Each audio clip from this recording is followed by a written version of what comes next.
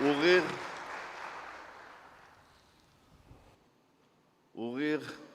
10 տարի առաջ այս օրերին պատերազմ էր, որը տևեց ընդամենը 4 օր և բոլորիս հիշողության մեջ մնաց որպես քառօրյա պատերազմ։ Այն ավարտվեց ապրիլի 5-ին ժամը 12-ին,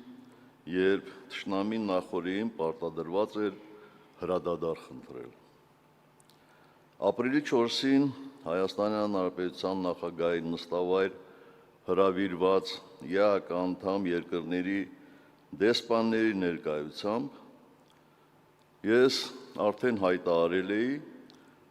որ եթե ռազմական գործողությունները շարունակվեն և ստանան լայնածավալ բնույթ, Հայաստանի Հանրապետությունը ճանաչելու է Լեռնային Ղարաբաղի անկախությունը։ Հարգելի հանրապետականներ, ողջունելով բոլորիդ, մեր կուսակցության հերթական 18-րդ համագումարում առաջարկում եմ, մինչ մենք կանցնենք այսօրվա մեր աշխատանքին, հիշենք և հարգանքի տուրք մատուցենք քառօրյա պատերազմում հայրենիքի պաշտպանության համար իրենց կյանքը զոհաբերած մեր նահատակ հերոսների լուսավոր հիշատակին։ Նրանք այն երևակայելի խիզախության և անձնազոհության բազում օրինակներ են ցույց տվել։ Երախտագիտություն հայտնենք այն բոլոր զինվորականներին, բարձրագույն հրամանատարական կազմից մինչև շարքային զինվոր, ովքեր այդ պատերազմում ագրեսոր թշնամու պլանները ձախողեցին և մի քանի օրում պարտադրեցին հրադադար։ Մեկ րոպե լռությամբ հարգենք ինչպես քառօրյա պատերազմում, այնպես էլ բոլոր ժամանակներում մեր հայրենիքի պաշտպանության համար իրենց կյանքը զոհած քաջորդիների անմահ հիշատակը։ Փառք և պատիվ նրանց։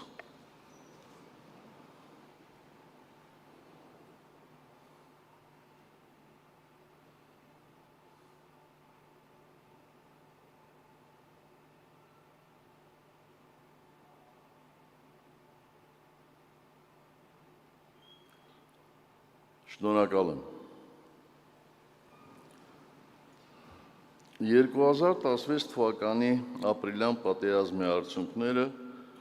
մեր բանակի ուժի, դիվանագիտական արդյունավետ աշխատանքի, համազգային կամքի և միասնականության վկայությունն են։ Եվ այսօր, երբ լրանում է քառօրյա պատերազմի տասնամյակը, մենք պարտավոր ենք հիմնավորապես գնահատել այդ օրերի իրադարձությունները, դրանց ազդեցությունը բանակցային գործընթացի վրա և մեր երկրի ներքաղաքական կյանքում։ Ակնհայտ է, որ լայնամասշտաբ ռազմական գործողություններ սկսած հակառակորդի նպատակները ձախողվեցին, որովհետև նա չկարողացավ ոչ միայն կոտրել մեր պաշտպանական առաջնագիծը, այլև մեր միասնականությունը, հավատը և արժանապատվությունը։ Այդ օրերին համախմբված աշխարհասփյուռ հայ ժողովուրդը ցույց տվեց, որ իր ընտրությունն արժանապատիվ խաղաղությունն է, իսկ ինքնապաշտպանությունը իր բնորանում անվտանգ ապրելու երաշխիքը և անօտարելի իրավունքը։ Այդ օրերին թե հայկական բանակը, թե հայկական դիվանագիտությունը միասին ծառայում էին երկու հայկական պետությունների և հայ ժողովրդի շահերին։ Բայց դրսից ֆինանսավորվող տարբեր կազմակերպություններ կարճ ժամանակ անց սկսեցին նպատակաուղղված հրյուրանքներ տարածել, իբր հայկական կողմը ունեցել է մեծաթիվ զոհեր, զինվորները ունեցել են զինամթերքի և սննդի պակաս, զինտեխնիկան ապահովված չի եղել դիզվառելիքով և տարատեսակ վարկաբեկիչ, անհիմն բամբասանքներ ու մեղադրանքներ հայկական բանակի վերաբերյալ։ 2018 թվականի իշխանազավթումից հետո բանակի միտումնավոր վարկաբեկման ու թուլացման ծրագրի շրջանակներում Հայաստանի կառավարիչները շարունակեցին տարաբնույթ և զազրելի շահարկումներ, բամբասանքներ ու հերյուրանքներ տարածել ապրիլյան քարոզիա պատերազմի մասին, հետո ազգային ժողովում ստեղծեցին քննիչ հանձնաժողով և ստիպված եղան համակերպվել այն իրողության հետ, որ այդ ամենը սուտ էր, կեղծիք, թույն ու զազրախոսություն։ Իրական էին մեր տղաների սխրանքները, մեր հաղթանակը և մեր միասնությունը։ Այդ օրերին ժողովուրդը մեկ ամբողջություն էր, պետությունն իր բանակով, հայրենիքի պողպատե վահան։ Պայքարի օրեր էին, արժանապատվության օրեր, միասնության, հերոսությունների ու ճակատագրական օրեր։ Դրա մասին ես հանգամանորեն խոսել եմ և քննիչ հանձնաժողովում, և իմ առաջին մամուլի ասուլիսի ժամանակ։ Իդեպ, այսօր ցանկանում եմ կրկին անդրադառնալ պարբերական քարոզչական դաշտ նետվող այն թեզին, թե ինչու նախկինում Արցախի անկախությունը չճանաչեցիք։ Անշուշտ հիշում եք, 2008 թվականին օգտվելով ներհայաստանյան քաղաքական խժդժություններից Ադրբեջանը ձեռնարկեց դիվանագիտական հարձակում և ՄԱԿ-ի գլխավոր ասամբլեայում հասկացրեց մադրիդյան սկզբունքներին հակասող բանաձև։ Այդ բանաձևին դեմ քվեարկեցին ԵԱՀԿ Մինսկի խմբի համանախագահ բոլոր երկրները, այն չստացավ նաև Եվրոպական միության անդամ երկրների աջակցությունը։ Եվ այդ ժամանակ մենք Մինսկի խմբի համանախագահ երկրներին փոխանցեցինք, որ Հայաստանը երկու դեպքում կճանաչի Արցախի հանրապետության անկախությունը։ Առաջին, եթե լինի երկարատև լայնածավալ պատերազմ, և երկրորդ, եթե Մինսկի խմբի համանախագահները չսաստեն ադրբեջանական դիվանագիտական ոտնձգությունները Արցախի հարցի լուծումը տեղափոխելու այլ, այդ թվում ՄԱԿ-ի գլխավոր ասամբլեայի հարթակ։ Երբ Հայաստանի կառավարիչներն են շահարկում այս հարցը, ապա արձագանքս շատ պարզ է։ Արցախի ճանաչումը այս երկու առիթներից դուրս ինքնին կբերեր միջազգային հանրությունից Հայաստանի մեկուսացմանը և լայնածավալ պատերազմի։ Նախկինների օրոք լայնածավալ պատերազմ չի եղել։ Չի եղել մեր մարտունակ բանակի և մեր դիվանագիտական արդյունավետ աշխատանքի շնորհիվ, հետևաբար բանակցային գործընթացը հարվածի տակ չի դրվել։ Սրանց օրոք 2020-ի պատերազմը ցավոք արդեն լայնածավալ մասշտաբեր ընդունել, աղետալի հետևանքներ ուներ և չկանգնեցվեց մի վախկոտ պոպուլիստի պատճառով ու ձգվեց 44 օր, ինչ եթե իրեն դավաճան չասեն։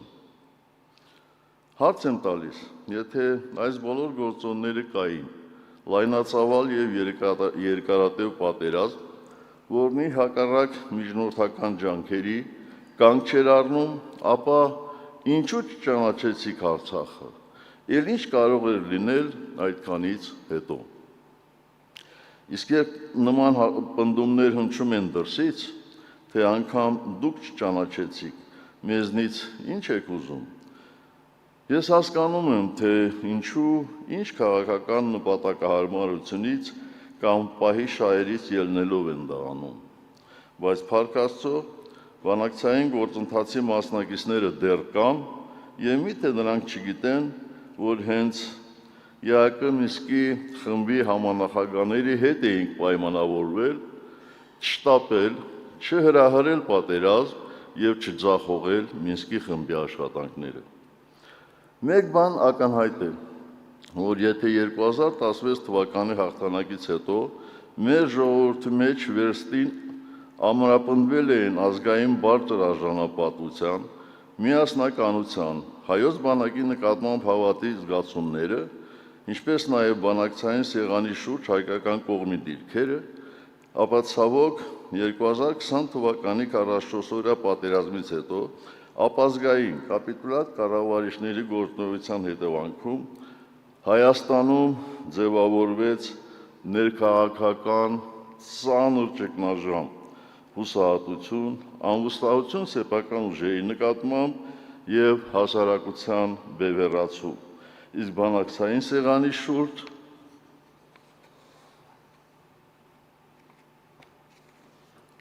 փոխզիջումները փոխարինվեցին միակողմանի զիջումներով։ Աշխարհում չգրված օրենք կա, կապիտուլյացիայի ենթարկված երկրի ղեկավարը պետք է հեռանա։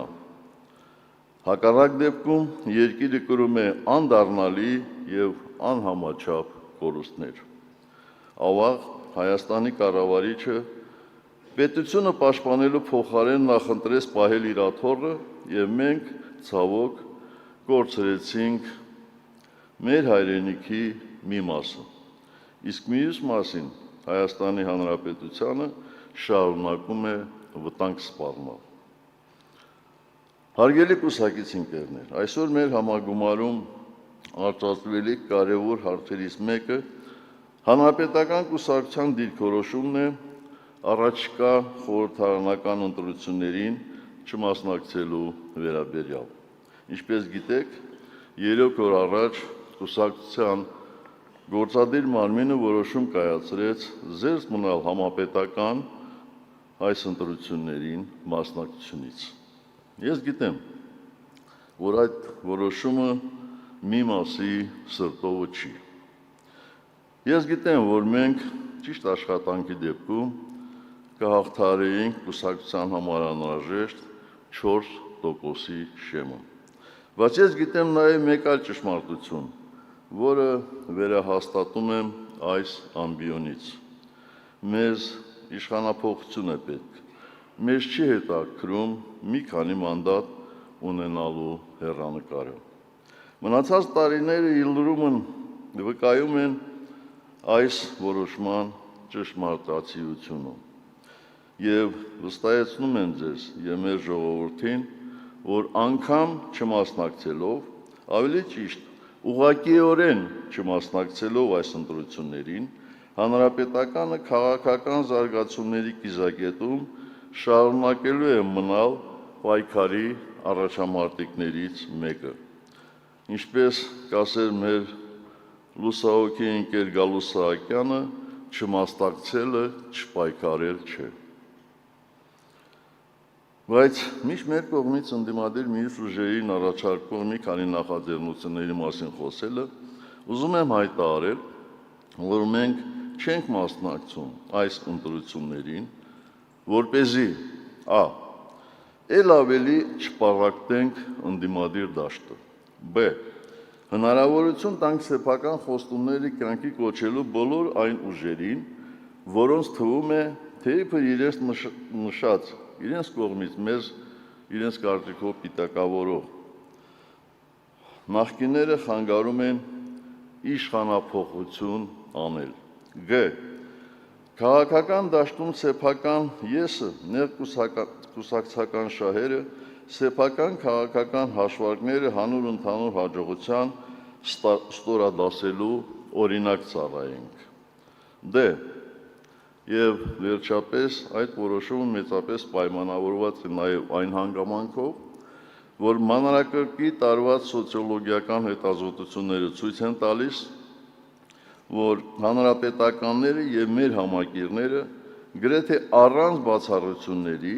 պատրաստվում են մասնակցել ընտրություններին և քվեարկել միայն ու միայն ընդդիմադիր քաղաքական ուժերի օգտին։ Այսինքն, մեր ընտրողների ձայները չեն կորչելու, այլ միանալու են ընդդիմադիր ուժերին ընտրողների ձայներին,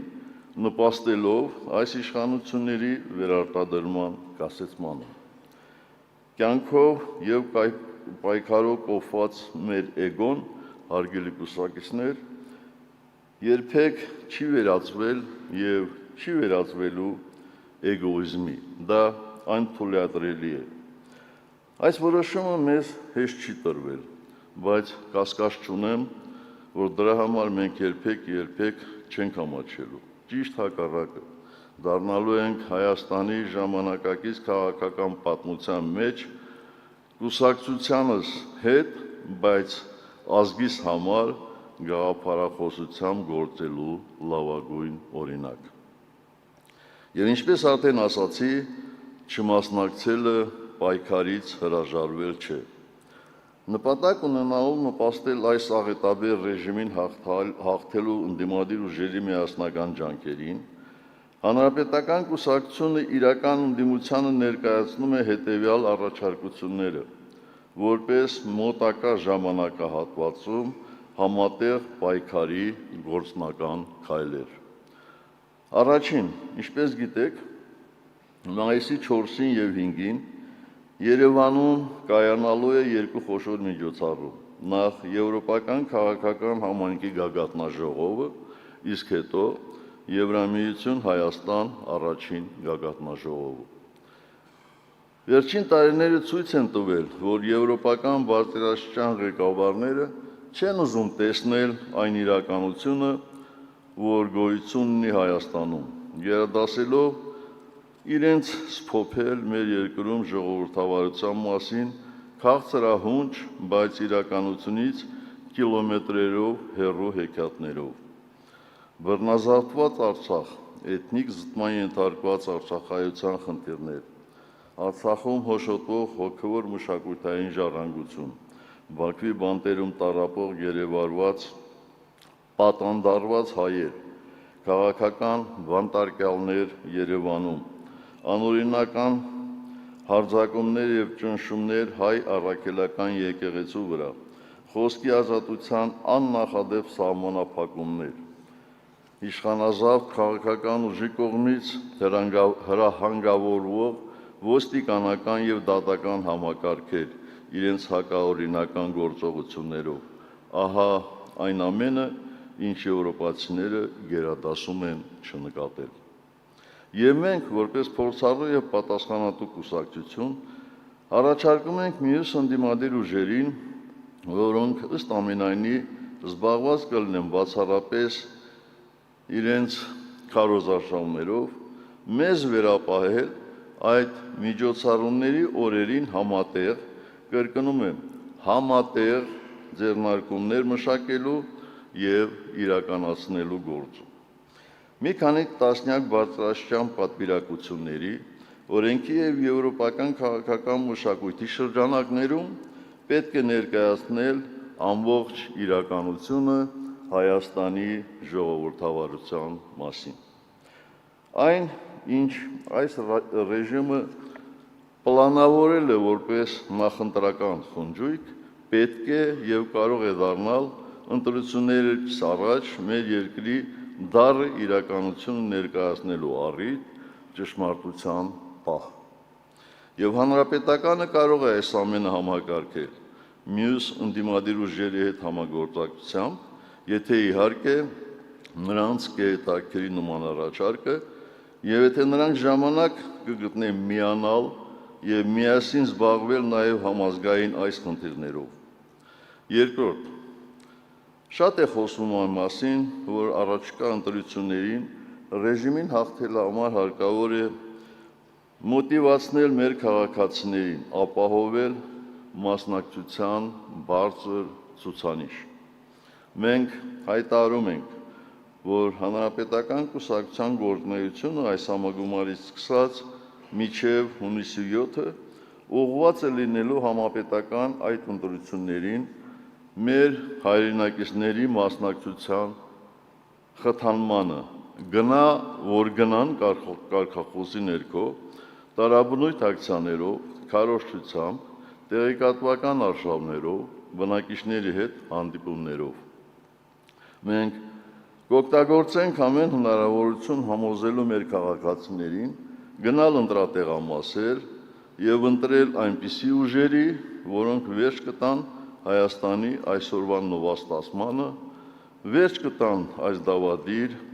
աղետաբեր ռեժիմին։ Երրորդ, գաղտնիք չէ, որ այս փուլում իրական ընդդիմադիր ուժերը հայտարարում են, որ բացառում են որևէ համագործակցություն իշխող ռեժիմի հետ։ Բազմիցս մենք համոզվել ենք եւ ավաղ, այստեղ մենք եւս ունենք մեր դառը փորձը վերջին խորհրդարանական ընտրություններից հետո, երբ քաղաքական ուժերը կարող են նման հայտարարություններ անել, սակայն միշտ հայտնում են անհատներ, որոնք դրժում են այդ որոշումը եւ թուլացնում ընդդիմադիր դաշտը, հակվելով իշխող ռեժիմի ճամփարին։ Ուստի մենք առաջարկում ենք, որ հիմնական ընդդիմադիր ուժերին նմանօրինակ հայտարարություններից բացի, այդ ուժերի նախընտրական ցուցակի առաջին 3 տասնյակում գտնվողները կապիտուլյանտ ռեժիմի հետ չհամագործակցելու, ընդդիմադիր դաշտը չլքելու բարոյական պարտավորություն վերցնեն, ստորագրելով համապատասխան հուշագիր եւ փաստացի համադրելով քաղաքական եւ անձնական դիրքորոշումները։ Եվ վերջապես չորրորդ, հայտնի է, որ մեր կուսակցության աշխատանքների մեջ կարևոր է եղել ոչ միայն այս ռեժիմի դեմ պայքարը, այլև իշխանափոխությունից հետո մեր երկիրը ստեղծված իրավիճակից հանելու ծրագիրը։ Գիտեք, որ շաբաթներ շարունակ այդ ծրագրի վրա աշխատել են մեր կուսակցական ընկերներն ու մասնագետները, եւ մենք կազմել ենք տարբեր ոլորտներում հնարավոր եւ առաջնահերթ քայլերի, մոտեցումների, առաջարկների շտեմարան։ Քանի որ հանրապետականը չի մասնակցելու առաջիկա ընտրություններին, ուստի այդ շտեմարանը ծրագրային բազմաթիվ դրույթներով մենք պատրաստ ենք տրամադրել ցանկացած ընդդիմադիր ուժի, ում դա կհետաքրքրի։ Եթե հիշում եք, ընդամենը ամիսներ առաջ մեր կուսակցության 35-ամյակի ընդլայնված խորհրդի նիստում ընդունված բանաձևում հրամայական համարելով կապիտուլյանտ իշխանություններից օր առաջ ազատվելը սահմանել էինք 3 առաջնահերթություն իշխանափոխությունից հետո։ Առաջին, երկրի ներսում համերաշխության մթնոլորտի ստեղծում, որպես ազգային անվտանգության տեսանկյունից կարևորագույն խնդիր, իհարկե անպատիժ չթողնելով ավանտյուրիստներին եւ ներկայիս կապիտուլյանտների ռեժիմի աններելի հանցագործությունները։ Երկրորդ, Հայաստանի Հանրապետության զինված ուժերի մարտունակության վերականգնում 21-րդ դարի մարտահրավերներին համապատասխան։ Երրորդ, մասնագիտական բարձր որակի դիվանագիտական կորպուսի ձևավորում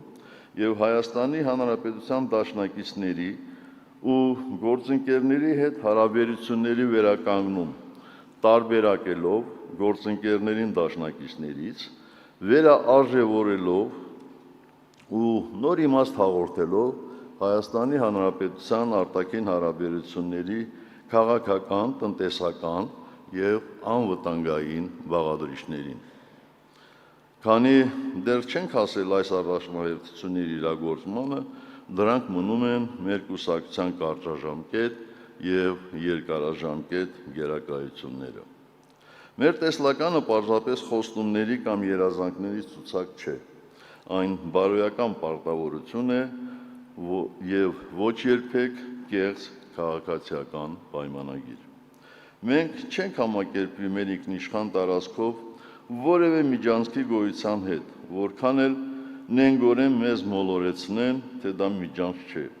Այն ոչ մի ձևով չի ընդհանրում Հայաստանի ապաշրջափակում։ Ինչ անունով էլ կոչեն, դա մեր ոչ բարեկամ հարևանների 100-ամյակների երազանքն է, որը նրանք չեն էլ թաքցնում։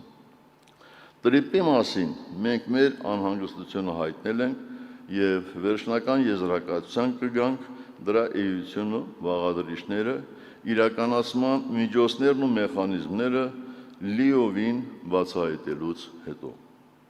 Մենք համարում ենք, որ հայ-ադրբեջանական բանակցությունները պետք է ընթանան ոչ թե թուլության, այլ ազգային միասնության ներուժի դիրքերից։ Պետք է վերականգնվի հավասարակշռված արտաքին քաղաքականությունը, ոչ թե այլոց բավարարելու, այլ հայ ժողովրդի շահերը սպասարկելու նպատակադրումով։ Հայաստանը չպետք է լինի ոչ հաճախորդ պետություն, ոչ մակաբույծ պետություն, ոչ էլ էթնոգրաֆիկ թանգարան։ Հարգելի հանրապետականներ, մեր կուսակցության ծրագրի հիմնադրույթներում շատ հստակ շարադրված են հանրապետականի առաքելությունն ու նպատակը, ինչպես նաև պետության գործունեության հիմնական սկզբունքների և ուղղությունների վերաբերյալ մեր մոտեցումները։ Բայց ոչ մի տեղ նշված չէ, որ այդ ամենը իմաստ ունի միայն այն ժամանակ, երբ մենք իշխանություն ենք։ Այդ հիմնադրույթները մեր քաղաքական ուժի արժեհամակարգային հենքն են, մեր գործողությունների առանցքը, բոլոր իրավիճակներում լինենք իշխանություն, թե ընդդիմություն։ Եվ մենք դա ապացուցել ենք, հանրապետականը քաղաքական ուժ է, ոչ թե պաշտոնի, այլ գաղափարի ուժով։ Քաղաքական ուժի դերակատարումը չի սկսվում և ավարտվում ընտրություններով կամ իշխանությամբ։ Այն կարող է արդյունավետ գործել նաև իշխանությունից դուրս։ Այդ պատճառով որևէ ընտրություն չի կարող սահմանել մեր հետագա գործունեությունը քաղաքական դաշտում։ Մենք շարունակելու ենք մեր ճանապարհը այս նույն համոզմամբ, անկախ հանգամանքներից, ամուր հենված մեր արժեքների վրա, պատասխանատվության գիտակցումով ծառայելով ազգին և պետությանը, ինչպես դա անում ենք 35 տարի։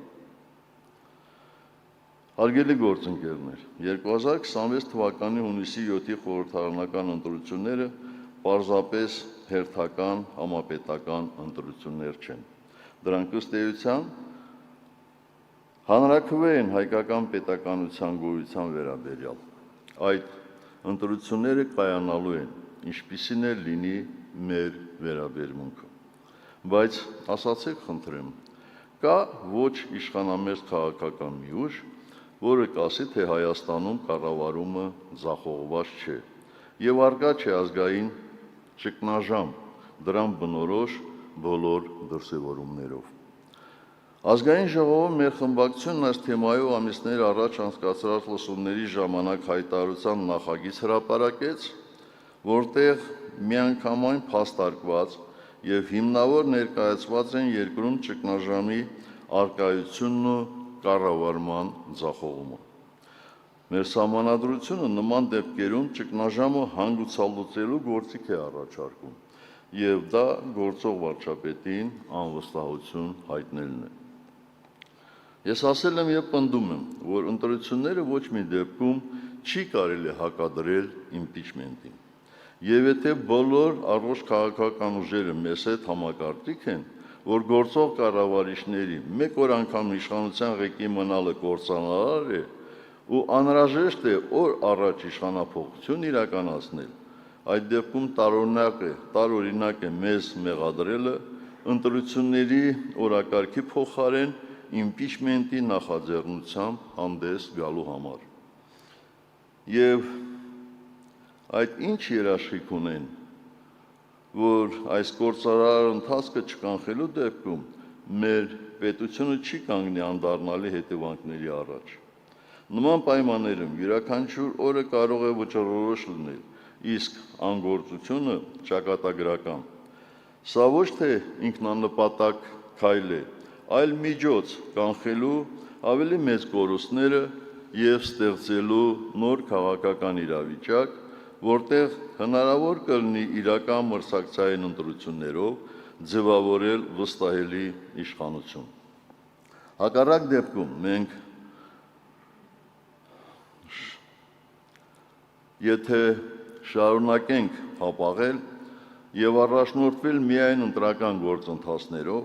ապա կարող ենք պարզապես անդառնալի կորուստների ցանկը բազմապատկել։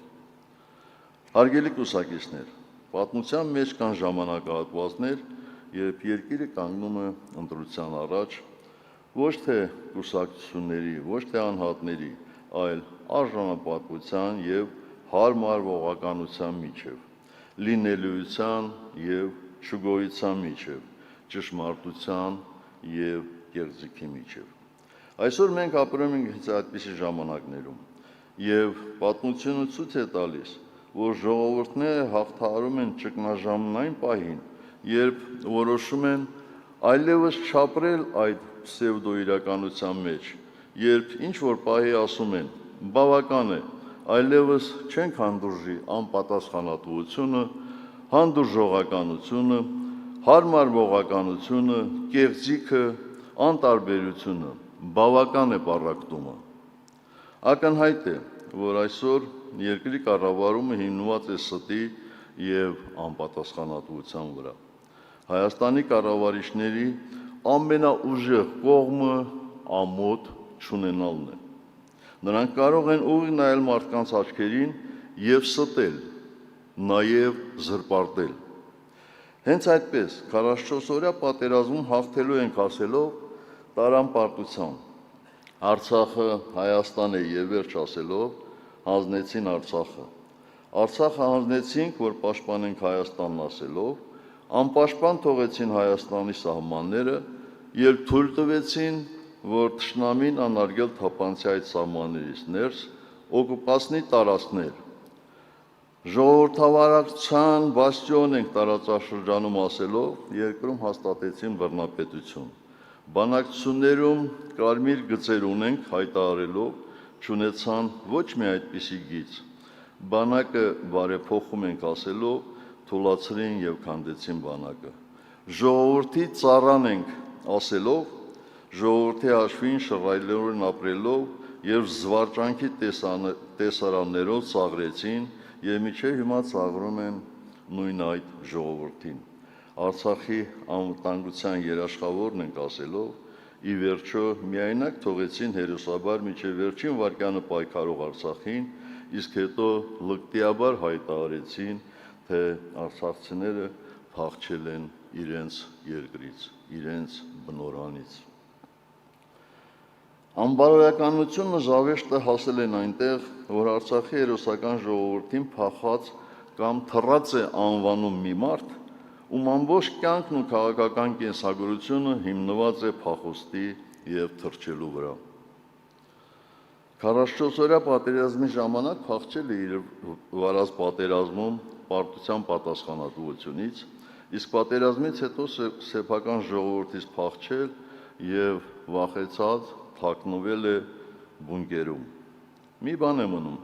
որ այս շղթան ստանա իր ավարտն ու տեսքը, որ նա փախչի կառավարության իր աշխատասենյակից միայն մինչև հերթական աղետը մեր երկրի գլխին բերելը։ Սրանք ասում են նաև, թե 2020-ին մեզ սպանդանոց տարավ ՀԱՊԿ-ը։ Իհարկե, ՀԱՊԿ-ը աշխարհի ամենաարդյունավետ ռազմաքաղաքական կառույցը չէ, բայց հատ ինչպես էր ստացվում, որ նույն ՀԱՊԿ-ը 2016-ին Երևանում գագաթնաժողովի ժամանակ հատուկ փաստաթուղթ էր ընդունում Լեռնային Ղարաբաղի հակամարտության հետ կապված, որտեղ ամրագրում էր նաև Արցախի ժողովրդի ինքնորոշման իրավունքի իրացման անհրաժեշտությունը։ ՀԱՊԿ-ի հետ պետք էր ճիշտ և համբերատար աշխատել, չփչացնել հարաբերությունները մինչև պատերազմ, իսկ պատերազմից հետո չընդունել նեղացածի կեցվածք և այդքանով հանդերձ վերջերս անամոթաբար համաձայնել ստանալ ՀԱՊԿ-ի անդամ երկրներից մեկի պետական բարձր պարգևը։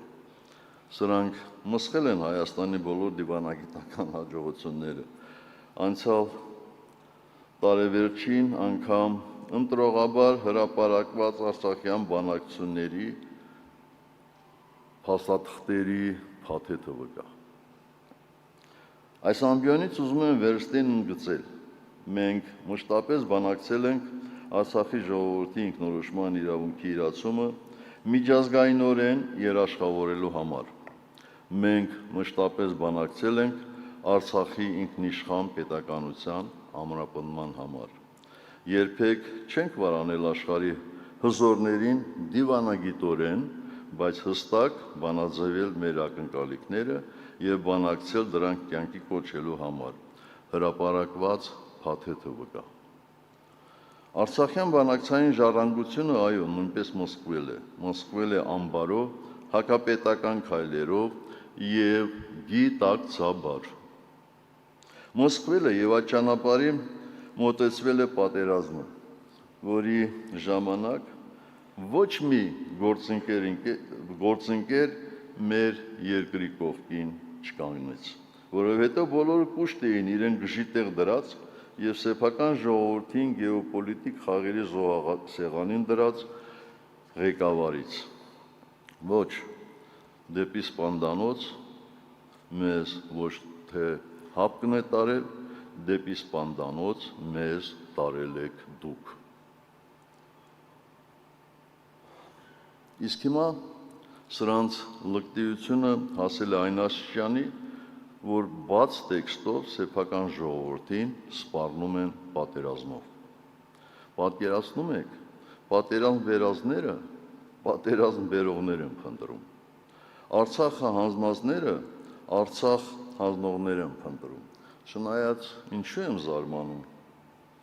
Մինչև հիմա էլ Նիկոլ վերածները Նիկոլ բերողներ են փնտրում։ Մեր քաղաքական դաշտը կարծես երկերեսանության փառատոնը կեղծավորության շքերթ լինի։ Պարոնայք, մենք այդ խաղերում չկանք։ Մենք ազնիվ խաղի կանոնների կողմնակիցն ենք։ Պատերազմ բերել եք եւ պատրաստ եք կրկին բերել միայն դուք։ Իսկ պատերազմ բերողը պետք է հնձի իր ցանածը, նվազագույնը իշխանափոխությամբ, առավելագույնը պատժով, օրենքի ողջ խստությամբ։ Սա է պահանջում ոչ միայն աստվածային արդարության կանոնը, այլև մեր ժողովրդի կենսական շահը։ Սրանք ասում են կամ մենք, կամ պատերազմ, այսինքն մեզ ստիպում են ընտրել վախի եւ չարիքի միջև, որպես ընտրության միակ տարբերակ։ Մինչդեռ իրականում կա այլ տարբերակ, օրինակ այլ իշխանություն, ուժեղ բանակցային թիմ, այլ իշխանություն, նոր անվտանգային ռազմավարություն, այլ իշխանություն, փոխշահավետ դաշնակցային հարաբերություններ եւ այս շարքը կարելի է շարունակել որպես վախի եւ չարիքի այլընտրանք։ Դատելով կապիտուլյանտ ռեժիմի նկատմամբ հասարակության մեջ արկա օրեցօր մեծացող դժգոհություններից, որը փաստում են նաեւ սոցիոլոգիական հետազոտությունները, կարող եք պնդել, որ մեր ժողովուրդն այլևս չի ցանկանում ապրել ստի, նվաստացման, բռնատիրության պայմաններում եւ իր համար արդեն կատարել է այդ շատ կարևոր ընտրությունը։ Իսկ թե հունիսին այդ ընտրության արդյունքները որքանով պաշտպանված կլինեն, մեծապես կախված է մինչև այդ օրն իրականացվելիք աշխատանքից, քանի որ այսպես շարունակվելու դեպքում, երբ գործող ռեժիմը շինծում եղադրանքներով ձերբակալում է քաղաքական մրցակիցներին, բռնաճնշումների ենթարկում նրանց աջակիցներին, պետական միջոցները ծախսում ոչ այնպես, ինչպես կծախսվեին ոչ ընտրական տարում, երբ բռնի մեթոդներով, բանտարկություններով լռեցնում է ազատ խոսքը, ճնշում իշխանությանը քննադատող լրատվամիջոցներին, երբ ընտրական խաղի կանոնները փոխվում է առանց լայն քաղաքական համաձայնության, երբ պետական կառույցներն ու հանրային ռեսուրսները օգտագործում է բացառապես իշխանության քաղաքական օրակարգ սպասարկելու համար, երբ տեղեկատվական դաշտում ստեղծվում է ակնհայտ անհավասարություն եւ տարբեր մեթոդներով սահմանափակվում է այլընտրակային կարծիքների տարածումը, ընտրություններն արդեն կարող ենք կեղծվող համարել։ Եվ երբ ի լրումն վերը թվարկածի դրսից արտաքին որոշ դերակատարներ ընտրություններից առաջ այլևս անթաքույց ընդգրկում են իրենց նախապատվությունը, այսպիսով կոպտորեն եւ ապօրինաբար միջամտում ընտրական գործընթացին, հոգուտ գործող կառավարիչների, ապա նշածս բոլոր գործոնները միասին ձևավորում են մի միջավայր, որտեղ ընտրությունների արդյունքը կարող է կախված լինել ոչ միայն ժողովրդի ազատ կամարտահայտությունից, այլ նաև քաղաքական դաշտում անհավասար պայմաններից։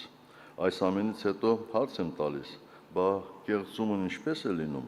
եթե ոչ այսպես։ Հետևաբար, խնդրի միայն ընտրությունների օրը չէ։ Խնդիրն այն միջավայրն է,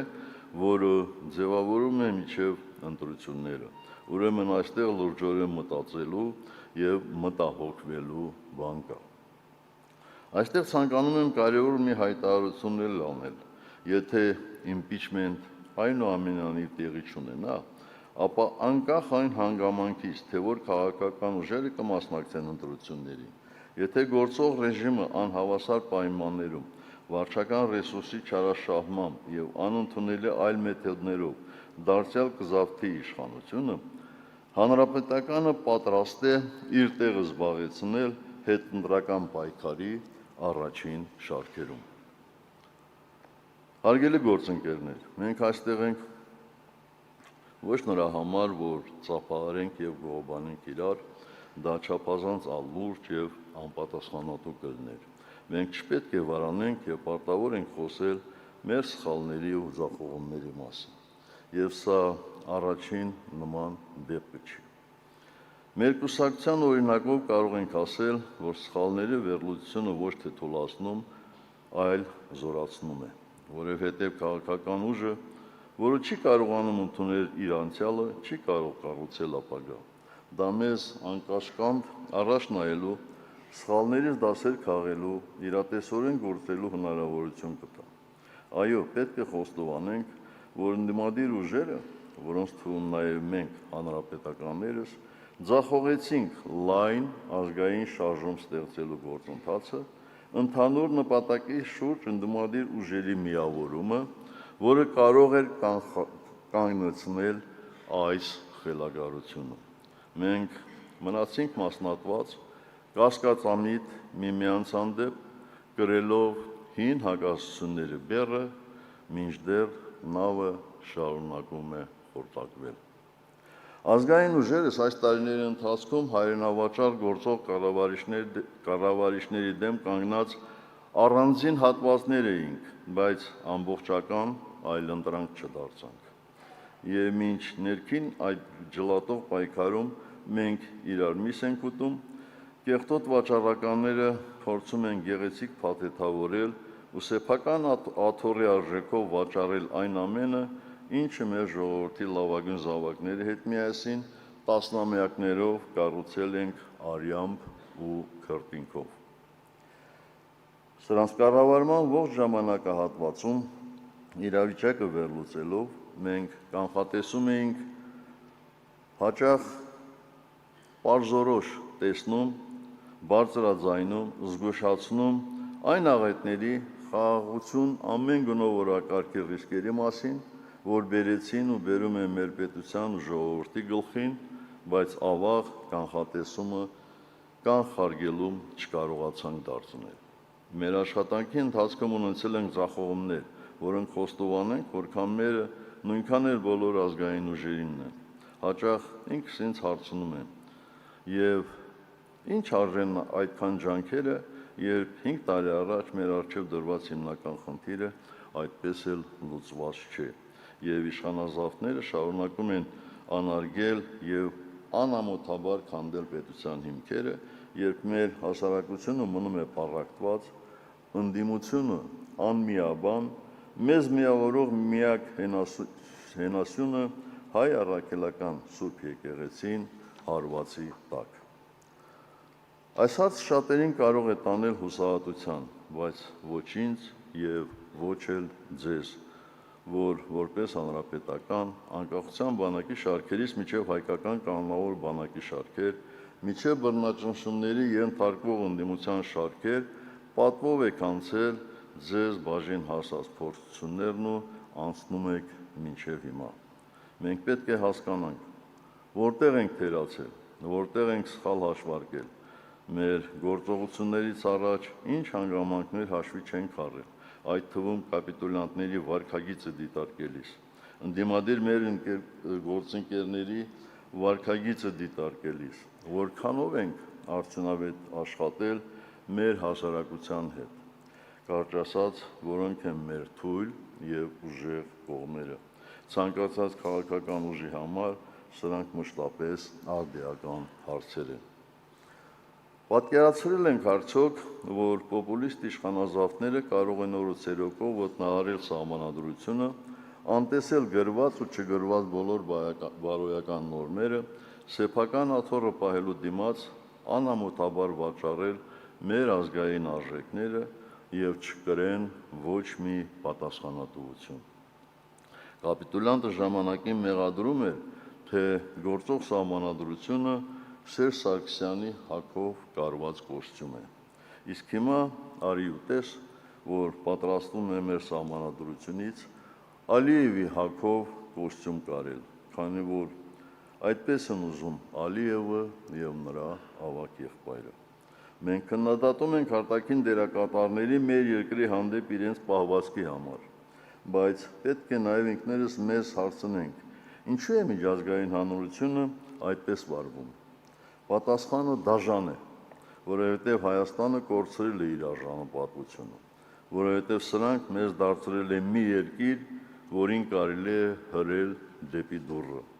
որովհետև սրանք մի կողմից ձախողում են փոխշահավետ, կրկնում են փոխշահավետ, ինստիտուցիոնալ կապեր ստեղծել է Արևմուտքի հետ, իսկ մյուս կողմից փչացնում փոխադարձ հարգանքի վրա կառուցված հարաբերությունները Ռուսաստանի հետ։ Մինչդեռ արտաքին քաղաքականությունը չպետք է վերածվի այլ երկրների հետ այնպիսի հարաբերությունների, երբ քո երկրի տարածքում ուրիշները միայն սեփական կենսական շահերն են առաջ մղում, թքած ունենալով քո իսկ շահերի վրա։ Սա արդեն արտաքին քաղաքականություն չէ, այլ օտար շահերի սպասարկմամբ արտաքին թելադրանքի ընդունում։ Եկեք նայենք այսօրվա կամ ինչպես սրանք են սիրում կրկնել իրական Հայաստանին։ Աշխարհակական առումով մենք մեկուսացած ենք։ Ռուսաստանի հետ հարաբերությունների ճգնաժամը թաքցվում է կամ միջև այս վերջին 2-3 օրը թաքցվում էր հեշտ փողերի եւ արհեստական խթանիչների վրա ադրճրած ապրանքաշրջանառության հետևում։ ՀԱՊ անդամակցությունը սառեցված է, բայց մենք ոչ մի այլ անվտանգության երաշխիք չունենք որևէ տեղից։ Հարևան Իրանի հետ երբեմնի բարիդրացական հարաբերությունները վերածվել են վախվորած անդեմ հարաբերությունների, երբ վախենում են անգամ ժամանակին ցավակցություն հայտնել այդ երկրի հոգևոր առաջնորդի եւ ռազմաքաղաքական ղեկավարության մի շարք ներկայացուցիչների զոհվելու կապակցությամբ։ Եվրամիության դիտորդական առաքելությունը արդեն համոզվել ենք, դիտում է, բայց չի պաշտպանում։ Ու դեռ հարց է, թե ինչ ճակատագիր կունենա ապագայում։ Ամերիկյան գործընկերությունը, որը հայտարարվեց մեծ աղմուկով, պայմանավորված է կես խաղաղության օրակարգի, նույնն է թե ամենօրյա սպառնալիքի ներքո Ադրբեջանի նվաստացուցիչ պայմանների ընդունմամբ, որից մենք ոչինչ չենք ստանում։ Փոխարենը մեր իսկ ինքնիշխան համարվող տարածքում հայտնվում ենք չափազանց մեծ վտանգների առաջ։ Եվ եթե որևէ մեկը կպնդի, թե Միացյալ Նահանգների նման հզոր պետության ղեկավարն է այդ խաղաղության երաշխավորը, ապա այստեղ ես հարց ունեմ, այդ դեպքում ինչու են լռության մատնվում Ալիևի հանրային ելույթներում Հայաստանի Հանրապետության տարածքների նկատմամբ հավակնությունները, ուղիղ սպառնալիքները, թե դրանք կոնֆլիկտ հրահրելու վտանգ չեն պարունակում, իսկ Հայաստանում անկախության հռչակագրին սահմանադրության մեջ հղում անելը, նույնիսկ պատարագի ժամանակ Արցախի Հանրապետություն բառակապակցության արտաբերումը պատերազմի կոչ է համարվում որոշ անմեղսունակ վախկոտների համար։ Այսպես շարունակվելու դեպքում չի բացառվում, որ որոշ ժամանակ հետո արգելվելու է արտաբերել նաև Հայաստանի Հանրապետության բառակապակցությունը, փոխարենը ոչ կոնֆլիկտային է համարվելու Արևմտյան Ադրբեջանը, բա հո խաղաղությունը հարվածի տակ չեն դնելու։ Միգուցե սա մի քիչ չափազանցություն է, բայց ցավոք սրտի այս 8 տարիների ընթացքում մենք տեսանք գործողություններ, տեսանք երևույթներ, որ որևէ պարագայում մինչ այդ մենք չէինք կարող պատկերացնել։ Հարգելի գործընկերներ, նախորդ համագումարից հետո մինչև օրս ընդդիմության դիրքերից մենք շարունակում ենք պայքարել ընդդեմ այն գործընթացի, որ ներկայիս կառավարիչները աղյուս առ աղյուս կազմաքանդում են պետությունը, միաժամանակ դիֆերամներ ձոնելով գոյություն չունեցող ժողովրդավարությանը։ Այսօր կուսակցության հերթական համագումարում մենք պարտավոր ենք հաշվետու լինել, խոսել ինչպես անցած տարիներին մեր առջև դրված ներկուսակցական խնդիրների լուծման ուղղությամբ կատարած աշխատանքի, դրանց արդյունքների, այնպես էլ հանրապետականի համար շատ ավելի կարևոր վերկուսակցական համազգային խնդիրների ու մտահոգությունների, դրանց հաղթահարման ուղղությամբ նաև մեր մասնակցությամբ իրականացված քայլերի, մեր սխալների ու ձեռքբերումների եւ որ կարևոր է հետագա անելիքների մասին այս վճռորոշ ժամանակահատվածում։ Սակայն մինչ այդ ջերմությամբ հիշենք մեր այն կուսակից ընկերներին, ովքեր այս ընթացքում հրաժեշտ տվեցին երկրային կյանքին, այդ թվում հանրապետականի ակունքներում կանգնած Ռազմիկ Զոհրաբյանին, Գալուստ Սահակյանին, Վազգեն Կարախանյանին։ Նրանց հիշատակը վառ է մեր սրտերում, իսկ կյանքի ուղին անվերապահ նվիրումի եւ աննկուն պայքարի խորհրդանիշ։ Կուսակցության նախորդ համագումարից հետո ցավոք մեր երկրում ողբերգական ճակատագրական իրադարձություններ տեղի ունեցան, որոնք ոչ միայն անխուսափելի ազդեցություն ունեցան ներքաղաքական գործընթացների, ընդդիմադիր քաղաքական ուժերի գործունեության վրա, այլև տարածաշրջանում նոր եւ վտանգավոր զարգացումների դուռ բացեցին։ Եվ այսօր մենք կանգնած ենք մի իրականության առաջ, որը սոսկ քաղաքական խնդիր չէ, այլ համազգային ցավ ու փորձություն։ Շատերին թվում էր, թե 44-օրյա պատերազմն իր աղետալի հետևանքներով ամենասարսափելին է, որ կարող էր պատահել մեր ժողովրդի հետ այս արկածախնդիր եւ ազգային կառավարիչների օրոք։ Մենք այդպես չէինք կարծում։ Մենք շատ պարզ տեսնում էինք, թե ինչպես են անամոթաբար կրկին խաբում եւ մոլորեցնում մեր ժողովրդին։ Դեռևս մեր նախորդ համագումարում հորդորում էինք չապրել պատանքներով եւ չդադարել ամեն օր բոլոր հնարավորություններով գործել ազգադավ ուժերի դեմ։ Այո, մենք տեսնում էինք, թե ինչպես են կապիտուլյանտ իշխանությունները պատերազմի շոկը չհաղթարած ժողովրդին նոյեմբերի 9-ի փաստաթղթի ստորագրումը ներկայացնում որպես խաղաղության դարաշրջանի սկիզբ եւ համոզում, թե պարտությունից հետո բացվում է նոր էջ, թե իբր այդ ստորագրությունը ճանապարհ է հարթում կայունության, անվտանգության եւ խաղաղության համար։ Սակայն շատ չանցած վերջնականապես պայթեց խաղաղության դարաշրջան կոչվող փուչիկը։ 2022 թվականի դեկտեմբերին Արցախը հայտնվեց լիակատար շրջափակման մեջ, շուրջ 10 ամիս անցավ հումանիտար ճգնաժամի տառապանքի ու մաքարման բոլոր դժվարություններով, ցրտի, սովի, կենսական անհրաժեշտության միջոցների սուր պակասի ու անորոշության պայմաններում, խաբված եւ դավաճանված Հայաստանի կառավարիչների կողմից, տեսավ միջազգային կազմակերպությունների սահմանած նորմերի եւ իրավունքների ողջ դատարկությունը, աշխարհի անտարբերությունը, եւ սա խոստացված խաղաղության դարաշրջանի ընդամենը սկիզբն էր։ 2023 թվականի սեպտեմբերի 19-ը վերջակետ դրեց այդքան տարփողված խաղաղության դարաշրջանին։ Այդ օրը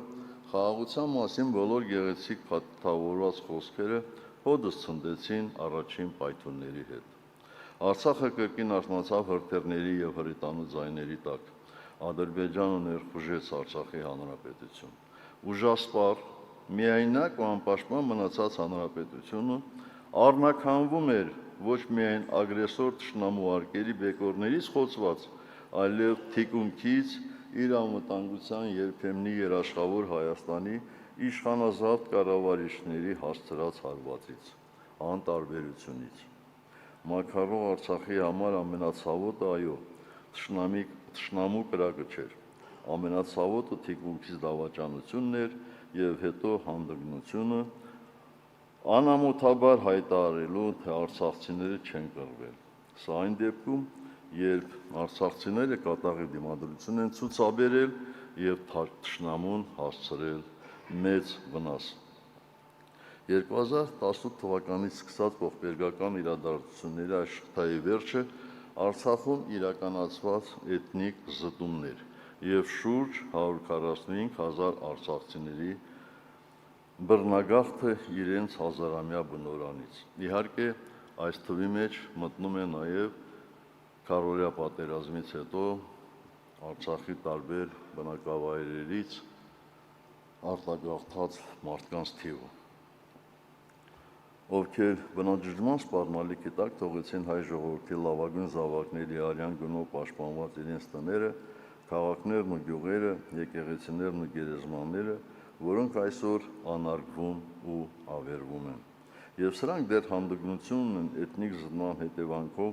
բռնագաղթած արցախցիներին սպառնալ և ասել. «Չփախնեիք, բա ինչի՞ չեք մնացել Արցախում»։ Սա արդեն ցինիզմի գագաթնակետն է։ Բռնագաղթից հետո Հայաստանում սկսվեց արցախցիների նկատմամբ պետական մակարդակով ցուցաբերված անբարյացկամ, անհոգի վերաբերմունքն ու անտարբերությունը, հանցավոր անգործությունը, իսկ հաճախ դատարկ խոստումները,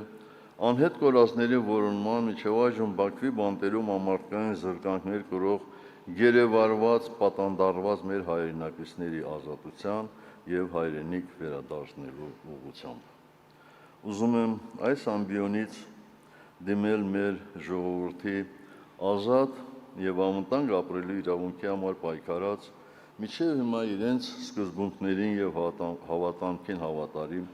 Ադրբեջանի բանտերում գտնվող մեր հայրենակիցներին, իմ ընկերներին։ Տղերք, ես ձեզ հետ եմ ամեն օր, չափազանցություն չլինի, ամեն ժամ մտքով ու սրտով և հավատում եմ,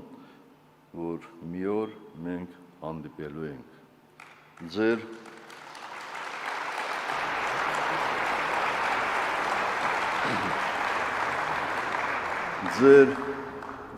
արժանապատիվ կեցվածքը անմարդկային այդ պայմաններով ավելի խոսուն է և հարգանքի արժանի, քան ազատության մեջ շատերի պահվածքը։ Հարգելի կուսակից ընկերներ, մենք չենք կարող ընդունել, թե ամեն ինչ ավարտվել է, թե Արցախը ջփակված է, ինչպես փորձում են պարտադրել կապիտուլյանտները իրենց սուտ ու փուչ խոցելի ու կեղծ խաղաղության քարոզչությամբ։ Նման մոտեցումը ոչ միայն քաղաքականապես անհեռատես է, այլ նաև հակասում է միջազգային իրավունքի սկզբունքներին և մարդու հիմնարար իրավունքներին, որոնք վկայում են արցախցիների սեփական բնօրրան անվտանգ վերադարձի անօտարելի իրավունքի, նրանց կյանքի, ազատության և արժանապատվության միջազգային երաշխիքների ապահովման, անհայտ կորածների ճակատագրերի պարզման պարտավորության մասին։ Ի վերջո, այդ մարդկանց ընտանիքները տարիներով սպասում են լուրի, ապրում ծանր անորոշության մեջ, չիմանալով սգալ, թե հույսով սպասել իրենց հարազատին։ Միջազգային մարդասիրական իրավունքը, այո, պարտավորեցնում է հակամարտության կողմերին պարզաբանել անհայտ կորածների ճակատագիրը և ապահովել նրանց ընտանիքների ճշմարտությունն իմանալու իրավունքը։ Արցախի հարցը շարունակում է մնալ բաց նաև այն պատճառով, որ տասնյակ հազարավոր մարդիկ իրենց պատմական հայրենիքից բռնի տեղահանման հետևանքով զրկված են մշակութային և հոգևոր ժառանգությունից օգտվելու հնարավորությունից, սեփականության իրավունքից, ինչպես նաև իրենց համայնքային և հանրային կյանքի բնականոն շարունակությունից։ Միջազգային երաշխիքների ներքո իրենց բնակավայրեր Արցախի հայրերի արժանապատիվ վերադարձի իրավունքը անքակտելի իրավունք է և որևէ մեկը չի կարող այդ իրավունքից զրկել արցախցիներին, թեև մենք համոզված ենք, որ եթե Հայաստանի գործող կառավարիչները վերընտրվեն,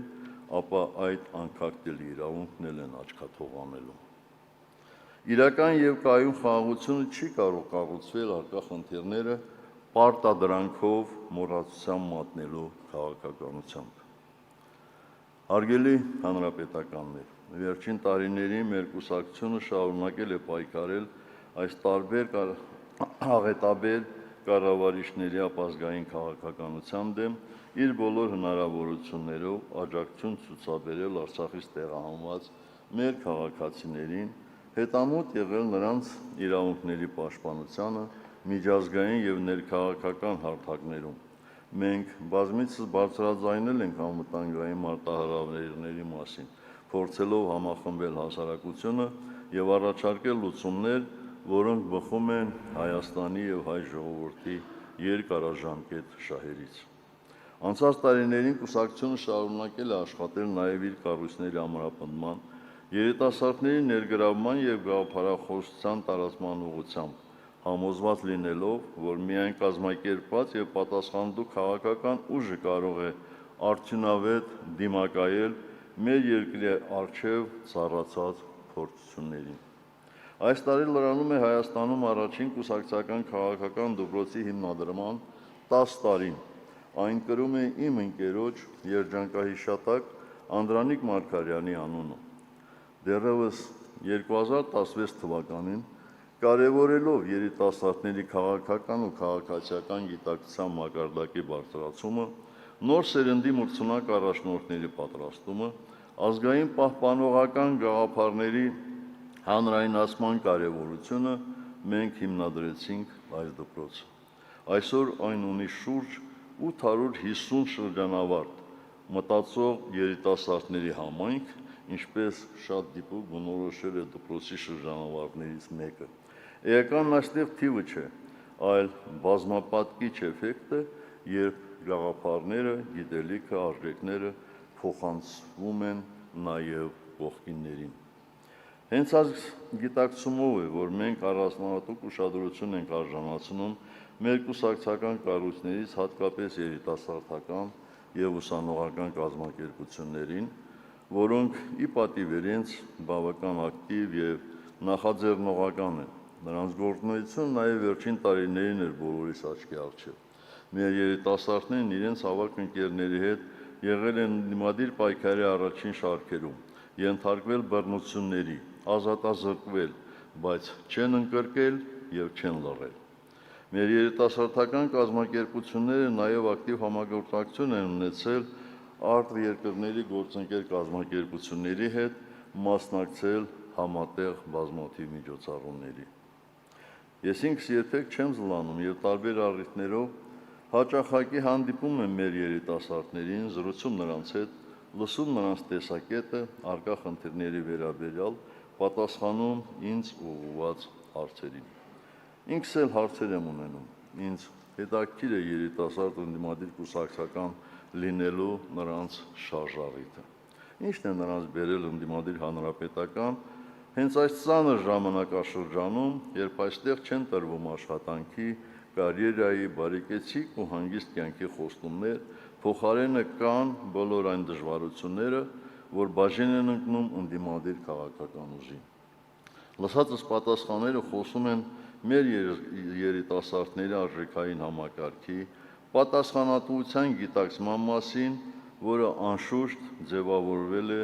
նրանց դաստիարակության հիման վրա, փառք ու պատիվ նրանց դաստիարակացնողներին եւ ուսուցիչներին։ Հենց այս սերունդն է, որ վաղը պետք է կրի թե պետական, թե հանրային եւ թե քաղաքական կյանքի պատասխանատվությունը, ավելի գիտակից, ավելի պատրաստված եւ ավելի հաստատակամ։ Սա ներդրում է Հայաստանի ապագայի մեջ եւ մենք շարունակելու ենք այս ուղղությամբ մեր ջանքերը։ Հաշվետու ժամանակահատվածում չեմ կարող չանդրադառնալ մեր կուսակցական կանանց գործունեությանը։ Նրանք մեզ հետ հավասարապես ամուր կանգնած են եղել պայքարի առաջին շարքերում,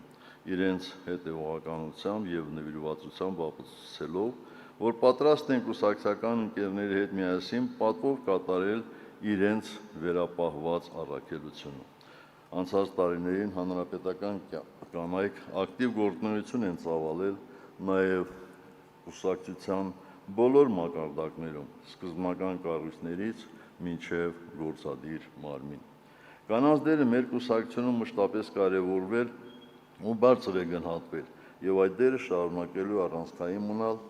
մեր ընդհանուր պայքարի եւ հաջողության ճանապարհին։ Ուստի կուսակցության սպասելիքները, ինչպես նաև երիտասարդական եւ ուսանողական, այնպես էլ կանանց կազմակերպությունից էլ ավելին են։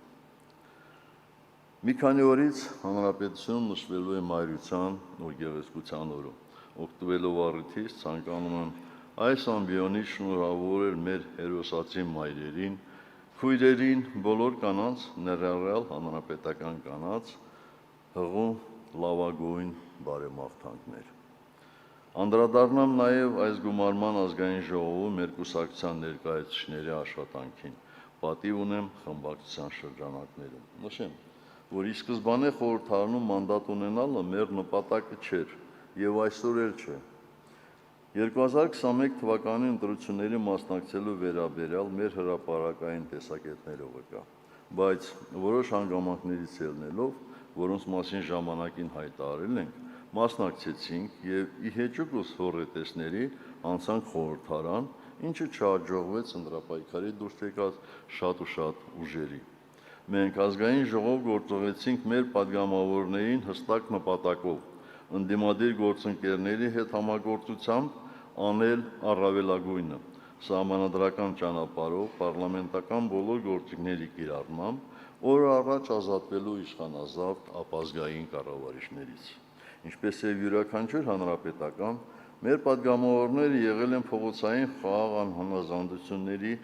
ամենապատասխանատու հատվածներում, բայց միևնույն ժամանակ ընդհանուր նպատակին հասնելու համար կիրառել են պարլամենտական ամբողջ հնարավոր գործիքակազմը, փոխ լրացնելով, համադրելով պարլամենտական աշխատանքը եւ պայքարը փողոցում։ Նրանք առանց այլևալության պատրաստ են եղել ցանկացած պահի վայր դնել իրենց մանդատները, եթե դա ծառայելու էր հիմնական նպատակին։ Իսկ եթե այդպիսով իրենց առջև դրված խնդիրը չէր լուծվելու, ապա շարունակել պայքարը պարլամենտական դիվանագիտության շրջանակներում եւ խորհրդարանական ամբիոնից հնչեցնել կապիտուլյան կառավարիչների մասին ողջ ճշմարտությունը, չվախենալով թիրախավորումից, բարձրաձայնել մեր հասարակության միստվար զանգվածի բողոքի տրամադրությունները, ստիպելով այսօրվա կառավարիչներին եւս մեկ անգամ առերեսվել դրանց, չհաշտվել անարդարությունների եւ դավաճանության հետ, բոլոր առիթներով միջազգային գործընկերների ուշադրությունը հրավիրել փողոցում պայքարող մեր բազմահազար քաղաքացիների պահանջների եւ իրավունքների վրա, ինչը փորձում են անտեսել եւ ոտնահարվել այսօրվա իշխանավորները։ Մեր պատգամավորները զգալի աշխատանք են կատարել, որպեսզի թույլ չտան Հայաստանը աշխարհին ներկայանա բացառապես գործող կառավարիչների պարտվողական, նվաստացուցիչ դիվանագիտական կեցվածքով։ Հանրապետականներն օգտագործել են միջազգային խորհրդարանական բոլոր հարթակները մեր երկրի անվտանգության քաղբանտարկյալների, բախվում պահող մեր գերիների, Արցախի պատանդարված ռազմաքաղաքական ղեկավարության եւ էթնիկ զտման ենթարկված բռնագաղթած արցախահայերի իրավունքների հարցերը բարձրաձայնելու համար, այդ ամբողջ ընթացքում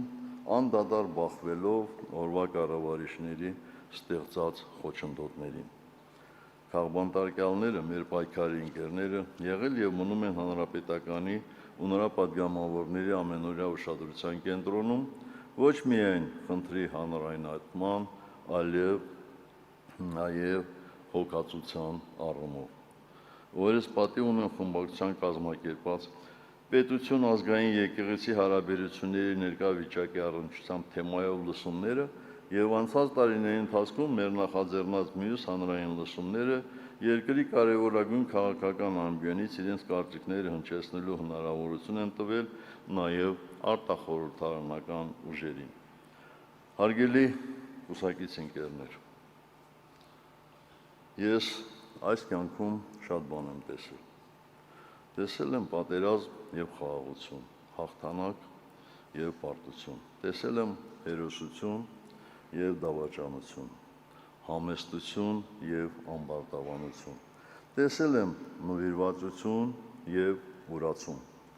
հավատ և հիասթափություն, համազգային վերելք և ծանր անկում։ Ես բռնել եմ ռազմաճակատում ծանր վիրավորումից մահացող տղաների ձեռքերը և գրկել մեր նահատակ տղաների նորածին զավակներին։ Ես թույլ եմ տվել սխալներ, ինչպես այս երկրի վրա ցանկացած մարդ և ընդունել եմ որոշումներ, որոնցով իրական արդյունք եմ ապահովել իմ երկրի և ժողովրդի համար։ Այո, մենք հանրապետականներս կատարյալ չենք, բայց ազնիվ ենք։ Ազնիվ ենք մեր անցյալի, մեր ներկայի և առջևում սպասվող մարտահրավերների հանդեպ։ Ազնիվ ենք ինքներս մեր և մեր ժողովրդի հանդեպ։ 2026 թվականի հանրապետական կուսակցությունը 2016 թվականի հանրապետական կուսակցությունը չէ։ Մենք ավելի փորձառու ենք, ավելի իմաստուն, ավելի բյուրեղացած ու թրծված ու ավելի իրատես։ Մենք կոփվել ենք ավելի քան 3 տասնամյակ անցնելով պատերազմների, հաղթանակների, կորուստների, բռնաճնշումների, հալածանքների ճանապարհով և չենք ընկրկել։ Այսօր էլ ամուր կանգնած ենք մեր պետականությունը պաշտպանող խրամատում։ Եվ թույլ տվեք այսօր այս ամբիոնից բոլորիդ անունից ազգադավ իշխանազավթներին ասել. մենք ենք, մեր անցյալով ու ներկայով, մեր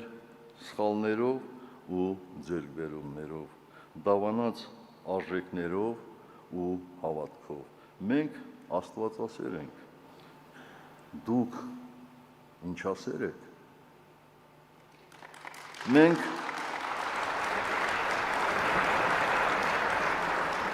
Մենք մեր ժողովրդինն ենք, իսկ ումն եք դուք։ Մենք հայ ենք, մեր պրոբլեմներով, մեր խնդիրներով, մեր համակարգով արժեքային, իսկ ով եք դուք։ Դուք հայոց ցեղասպանությունը կասկածի տակ դնողներ եք։ Դուք Արցախ Հայաստանի վզին թոք համարող եք։ Դուք անկախության հռչակագիրը կոնֆլիկտի ու կախվածության հռչակագիր համարողներ եք։ Դուք ամոթալի էջ եք Հայաստանի պատմության մեջ, որը պետք է անհապաղ շրջել, և մենք դա մեր առաջնահերթ խնդիրն ենք համարում։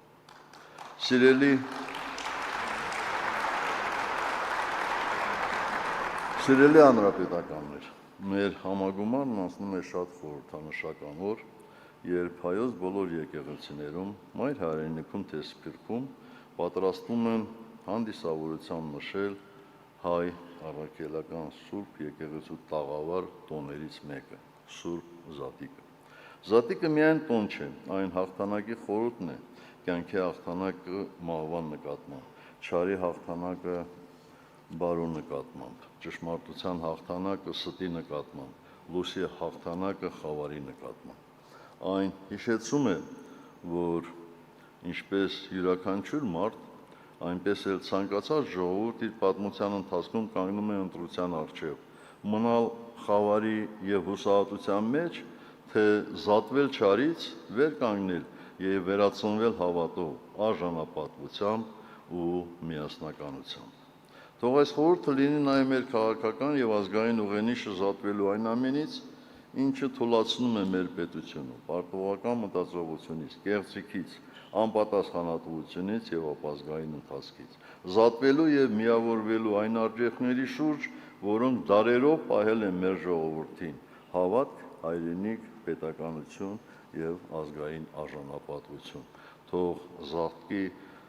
նախատոնակը դառնա ընտրության պահը՝ զատվելու խավարից և ընտրելու լույսը, վերջ տալու պառակտմանը և միավորվելու համազգային նպատակների շուրջ, չհաշտվելու ազգային պարտության ու նվաստացման հետ, կերտելու արժանապատիվ, հզոր և հավատով ապրող Հայաստան։ Ուստի առաջարկում եմ, որ մեր համագումարից հետո Զատկի նախատոնակի այս օրը բոլորս գնանք Ճրագալույցի պատարագին, Մայր Աթոռ Սուրբ Էջմիածին կամ յուրաքանչյուրս մեր բնակավայրի եկեղեցի և որպես մեր եկեղեցու հավատավոր զավակներ միասնական ու անկեղծ աղոթ հնչեցնենք առ Աստված մեր հայրենիքի ու ժողովրդի փրկության, արժանապատիվ ապագայի եւ մեր նահատակների հոգիների խաղաղության համար։ Հարության տոնի մեծ ավետիսը դարեր ի վեր մեզ հիշեցնում է մեկ ճշմարտություն, եւ ժողովուրդը զատում է չարից եւ վերադառնում լույսին, սկսվում է նոր կյանքը։ Եվ այդ նոր կյանքը մենք պարտավոր ենք կերտել միասին հանուն Հայաստանի։ Շնորհակալություն բոլորիդ, Աստված օրհնի Հայաստանի Հանրապետությունը, Աստված օրհնի Հայաստանի Հանրապետական կուսակցությունը եւ թող մեր հերոսամարտի նահատակների բոլոր հոգիները առաջնորդեն մեզ դեպի մի ապագա, որն արժանի է նրանց զոհաբերությանը։ Շնորհակալ եմ, սրանով ես ավարտեցի իմ հաշվետու զեկույցը։